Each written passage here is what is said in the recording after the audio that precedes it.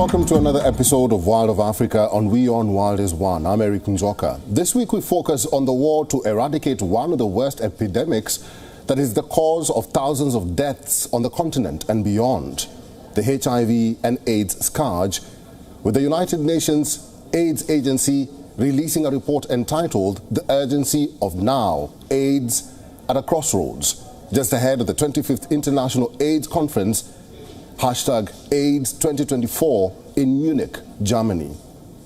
We'll talk about that shortly. Thank you very much for joining us.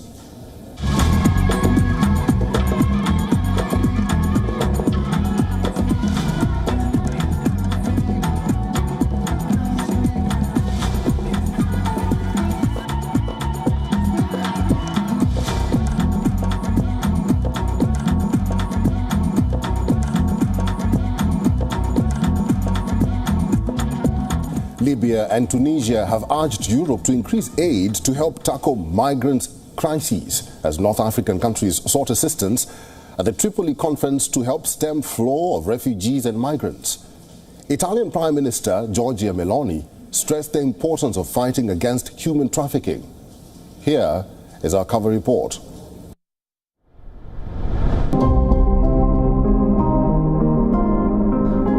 Italian Prime Minister Giorgia Meloni was the special invitee at the Trans-Mediterranean Migration Forum. Meloni joined representatives from 28 African and European countries in Tripoli to discuss ways to address irregular migration. In his opening remarks, the Libyan Prime Minister said, countries have a moral responsibility towards the people who cross the desert and the sea hoping to reach Europe. The idea is simple. The money used for rescue should be spent in African countries and on the people there who send migrants. It should not be spent at sea in rescue boats, in the desert or in detention centers in Libya or Europe. The North African country is one of the departure points for refugees and migrants, mostly from the sub-Saharan African countries who risk dangerous sea journeys to seek better lives. The United Nations has registered over 20,000 deaths and disappearances in the central Mediterranean since 2014, making it one of the most perilous migrant crossings in the world. In recent years, the European Union has increased efforts to reduce migration by providing equipment and financial support to the Libyan Coast Guard, a quasi-military organization linked to militias accused of abuses and other crimes. As a result, many have found themselves stranded in Libya, often held in detention in conditions that rights groups describe as inhumane. Last year, the Interior Ministry repatriated 10,000 illegal migrants. This year, we repatriated 6,000 illegal migrants. This is a very modest figure. Libya, which is still struggling to recover from years of war and chaos since 2011, when NATO-backed forces overthrew longtime ruler Muammar Gaddafi. Accusations from rights groups range from extortion to slavery, while smugglers and human traffickers have also taken advantage of the climate of instability in the country. Europe is now clearly expressing its vision of its efforts to find genuine partnerships in Africa. Development is linked to economic support. The labor market in these countries is linked to projects, but they believe that the projects must be economically viable and feasible. Projects are approached from an economic point of view, not a political one. Italy's far-right Prime Minister Giorgia Meloni told the conference that the situation could not be resolved without tackling the problem in the countries of origin. She also denounced criminal organizations, adding that illegal migration is the enemy of legal migration. There are people making lots of money using the desperation of the fragile persons. And we cannot allow it. For these organizations are becoming very powerful, but they don't care about those human rights and human beings. It's something in Italy we see every day happening. According to official figures, Italy recorded over 30,000 migrant arrivals from North Africa between January 1st and July 16th. a 61% decrease in a year, with more than 17,000 people leaving from Libya and 11,000 from Tunisia. Africa Bureau, WION World is One. This week, Munich is the venue of the world's largest scientific meeting to combat HIV, the virus that causes AIDS. More than 10,000 participants are expected to attend the 25th International AIDS Conference. Doctors, health experts and activists from more than 175 countries invited by the International AIDS Society will discuss how the pathogen HIV and the acquired immunodeficiency syndrome, AIDS, can be further contained. It is the first time in 3 decades that the conference is being held in Germany. The experts gathered in Berlin in 1993. Here's a report.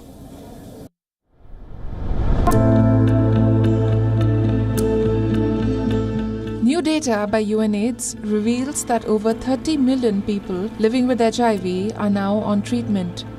This is a landmark public health achievement that has also seen AIDS-related deaths halve since 2010, from more than 1 million to 630,000 in 2023. But this is far above the 2025 target of 250,000 AIDS-related deaths. And there are still an estimated 1.3 million new HIV infections in 2023.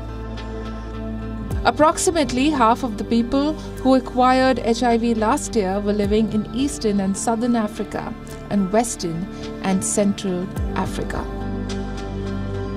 I am an orphan. I was the only one to take treatment every day, and I took the treatment without stopping. I live with the HIV virus, and this since I was born.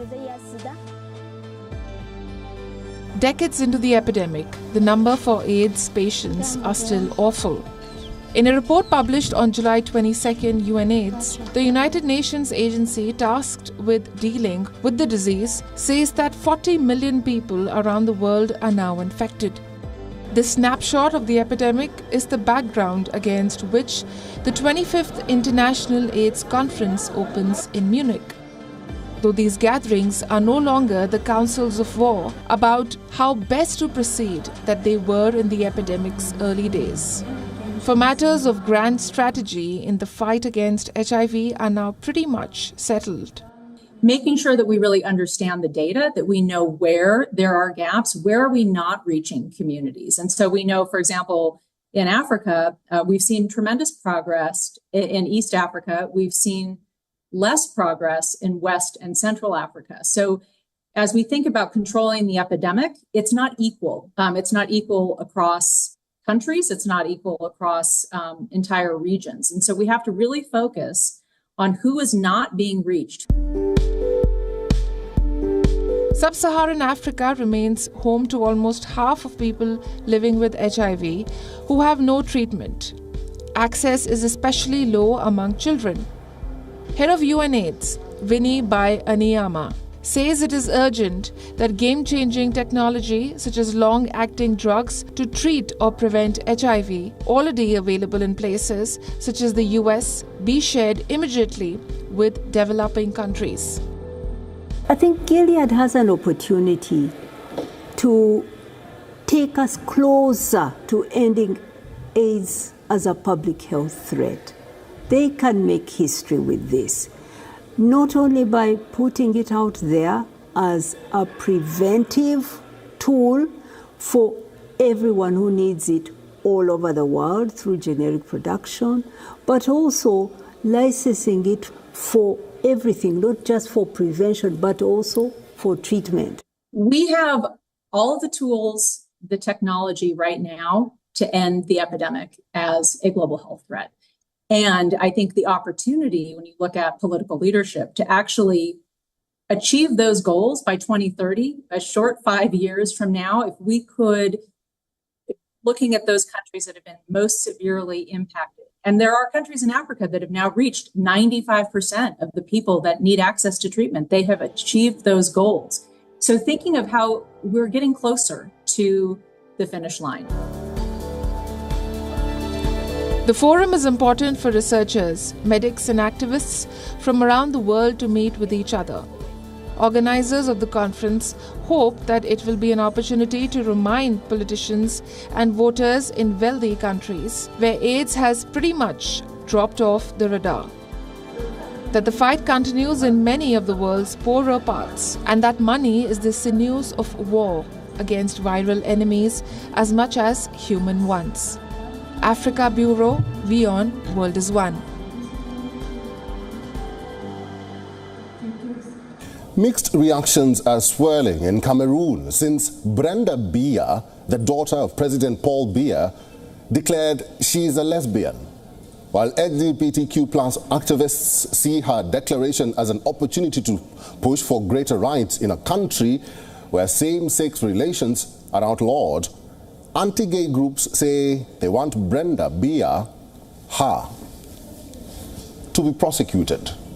Brenda Biya, the 26-year-old daughter of Cameroon's President Paul Biya, says she has received what she calls tons of insults as well as congratulatory messages ever since she made the announcement. Here's a report.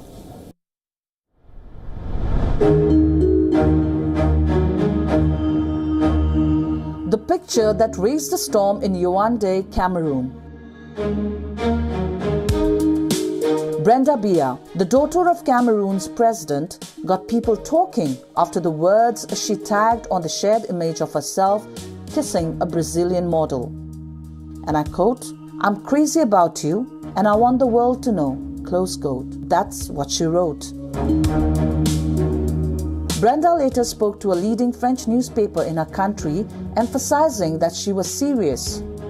And after that went viral, she went on TikTok and did this. A confirmation to Cameroonians that what they had heard or read about her in the article in Le Monde was true. Same-sex relations with a long-term friend and coming out the closet. That was Brenda Biya's theme.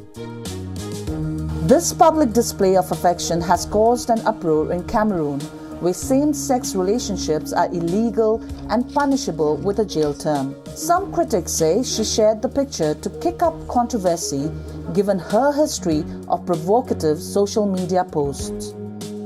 Alongside the criticism though, the first daughter got some voices of support too, including from Cameroonian LGBTQ+ rights group ADEFO.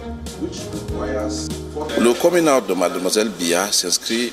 Brenda Biya's coming out is part of her own desire to enjoy her rights. She is telling the world that she has the right to love and be loved. She is saying that she has the right to her private life, and she wants people of the same orientation as her to be able to enjoy this right, which is not inherent to homosexuals but to every human being.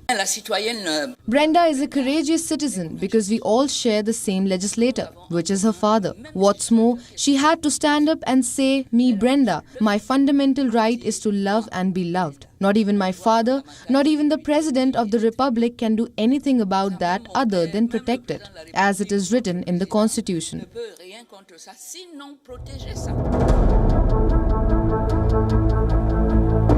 Others, including the country's clergy, condemned Brenda and say she violated the country's laws and norms and was promoting illegal and immoral activities in Cameroon. Cameroon remains a challenging environment for the LGBTQ+ community. Prosecution of queer people has intensified in recent years, with reports of arrests, public harassment and violence. Activists like Mfomi Laura Burka and Sally Ndape, who are prominent human rights defenders in Cameroon, continue to fight for the recognition and protection of LGBTQ+ rights, despite the government's crackdown on related discussions and media content.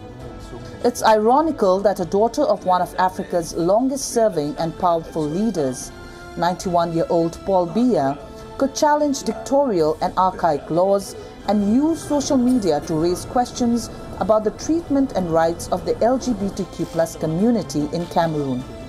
Biya has been in power in the Central African nation since 1982.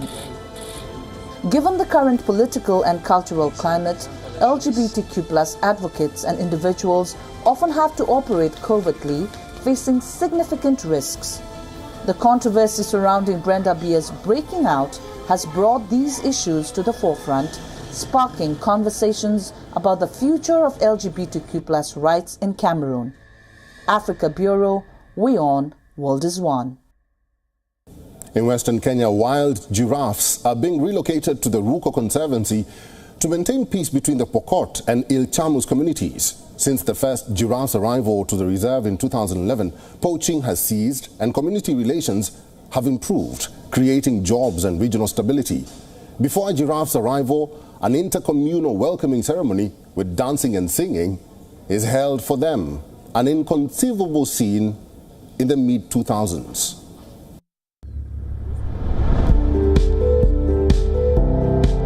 On a vast farm in Kenya's Rift Valley, a veterinarian carefully takes aim before shooting a tranquilizer dart and sending another giraffe sinking slowly to the ground before it is roped and blindfolded. It is the first stage of a delicate operation by the Kenya Wildlife Service to move a group of endangered animals to a conservancy around 140 kilometers to the east. The subdued giraffe is kept at the farm along with 7 others for an acclimatization period of about 10 days before being transported to their new home.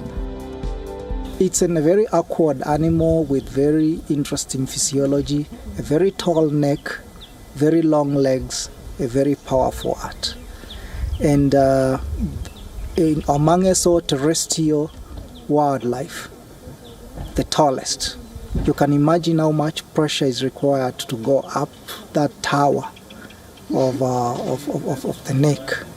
So that physiology and veterinary medicine and wildlife physiology hasn't figured out an effective way to bring this animal down.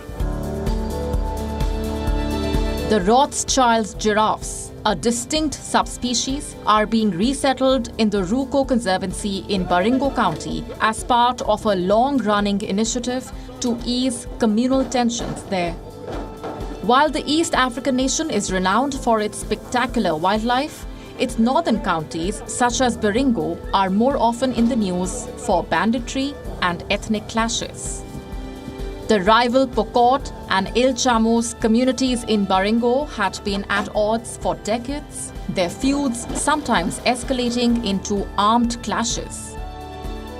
For this particular exercise, we need to take as many as possible so that we leave only the ones that have very young ones or the very old males that can still stay around. So that's one of the selection criteria for these ones is try to leave behind whatever cannot be taken. As the Sergot giraffes, securely trussed in the back of trucks, made their way slowly towards the reserve, people from the Pokot and Ilchamos communities held welcome celebration. 16 hours after their departure from Sergot, having navigated hazardous bridges and low-hanging electrical wires, the giraffes finally arrived at their new home. The group was to be acclimatized in a small pen before being released into the Ruko Reserve, now home to nearly 20 giraffes, both Rothschilds and Maasai. Giraffe, it's a symbol of peace. Whenever they see giraffe, they see peace. So every time you want to increase the number, it shows or it tells us that the peace is prevailing and we need to bring more giraffes. Giraffes have seen a dramatic decline in numbers in Kenya in recent decades as a result of poaching and human encroachment on their habitats. Africa Bureau, WION, World is One. And finally, Sudanese have found a new haven by escaping to the beach amid a 15-hour power outage as temperatures soar in the coastal city of Port Sudan. Regular scenes these days on the Red Sea's shores. Sudanese take a dip at the Port Sudan beach to escape battles that they are facing since conflict erupted between the country's army and paramilitary force. Port Sudan has been swelling with Sudanese nationals and foreigners hoping to escape the strife. But there is another underlying problem that residents face: frequent power outages and soaring temperatures. Often when the power goes out for periods exceeding 14 or 15 hours a day, I sit in the car for a while and turn on the car's air conditioning so that I can continue with the day. When we were in Khartoum, the temperature began to rise from 10 or 11 in the morning. But now in Port Sudan, it rises from 7 in the morning, which is unusual. And it's the first time we've lived in that climate. Buildings near the port have been turned into camps, including one called the Ports Club, where food is prepared. Thousands have descended on the port city in eastern Sudan, fleeing the violence in the capital and trying to secure their escape aboard vessels heading over the Red Sea to Saudi Arabia. The coastal city of Port Sudan, the country's biggest seaport, has been transformed into a hub for those displaced by the war, with people using cloth and chairs to construct makeshift tents, packing a local amusement park for shelter and waiting for help in 3-digit heat. Temperatures affect production, public health, and the movement of citizens during daylight hours, which requires the state to put the issue of climate change on its agenda. Efforts are on to address the crowds gathering there, with the first batch of international humanitarian assistance reaching the country. Many have been stuck at the beaches for months, with hopes of returning home fading. Africa Bureau, WION, World is One.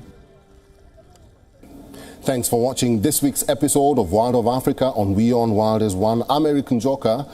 Get in touch with us on all our social media platforms and tell us what you think about the show there. And until next time, it's goodbye from me.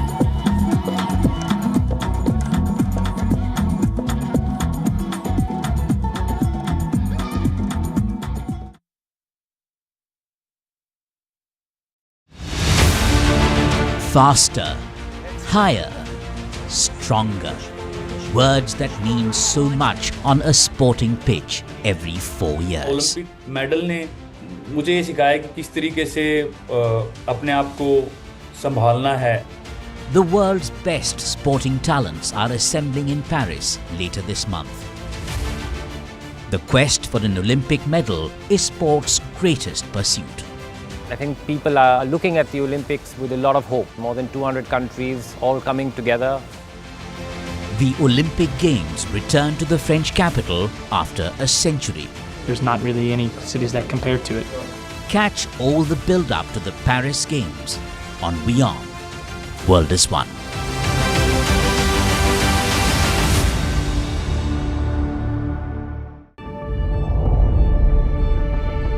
The Earth